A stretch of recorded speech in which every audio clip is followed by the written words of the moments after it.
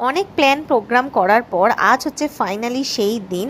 আজ হচ্ছে আমাদের ঘুরতে যাওয়ার দিন। ঘড়ির কাঁটায় এখন বাজছে সকাল 6:10 আর আমরা পুরো রেডি হয়ে গেছি আমাদের বেরোনোর উদ্দেশ্যে। কাকুকে বলা ছিল, কাকু বাড়ির সামনে রিক্সা নিয়ে চলে এসছে। আমরা রিক্সা ধরে যাব হচ্ছে বাস স্ট্যান্ডে, মানে যেখান থেকে আমাদের দীঘা যাওয়ার বাসটা ছাড়ছে। তো চলে এসেছি আমার বাস স্ট্যান্ডে। আমাদের 6:50 বাস, ঘড়িতে এখন বাজছে 6:25। প্রায় অনেকক্ষণ আগেই আমরা পৌঁছে গেছি, কিন্তু এখানে পৌঁছে গিয়ে জানতে পারলাম আমাদের 6:50 বাস হয়ে গেছে ক্যান্সেল। সেটা হয়ে গেছে 7:50 দিকে। তো এখনও এতক্ষণ ওয়েট করতে হবে ভেবেই আমার তো মাথা খারাপ হয়ে গেছিলো। তো ফাইনালি অনেক কথা বলা পর জানলাম যে ওখান থেকে আমাদের ভুল ইনফরমেশন দেওয়া হয়েছিল। আসলে আমাদের বাস ঠিক রয়েছে। তো 6:50 বাসে আমরা উঠে পড়েছি। তারপর সুন্দরভাবে বাইরের জানলার প্রকৃতি দেখতে দেখতে আমরা তিনজন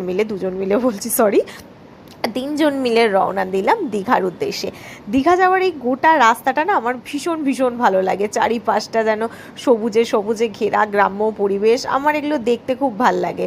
তো যাই হোক, ফাইনালি এসে পৌঁছালাম দীঘাতে 2-3 দিন চুটিয়ে মজা করলাম, এনজয় করলাম। প্রত্যেকটা ভিডিও আমি আমার চ্যানেলের বড় ব্লগে দিয়েছি, তোমরা দেখে নিও। আমি কিছু কিছু মানে একটা যে কোনো ভিডিওর লিঙ্ক এই নিচের ভিডিওতে দিয়ে দেবো, তোমরা দেখে নিও। আর ভালো লাগলে সাবস্ক্রাইব